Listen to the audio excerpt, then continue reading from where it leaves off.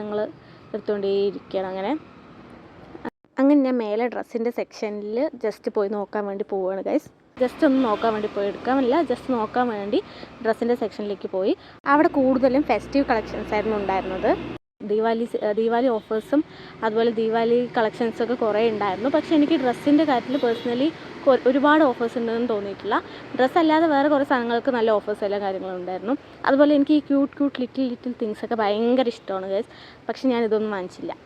പക്ഷേ എനിക്കത് കണ്ടപ്പോൾ ഭയങ്കര ഇഷ്ടമായി. അതുപോലെ ഒരു കമ്മൽ എനിക്ക് ഭയങ്കര ഇഷ്ടമായി. പക്ഷേ ഈ രണ്ട് ഞാൻ എടുത്തിട്ടില്ല. ഇവിടെ നല്ല കാറ്റടിക്കുന്നത് ഗൈസ്. അപ്പോൾ എൻ്റെ കുറച്ച് നോയ്സൊക്കെ വരും.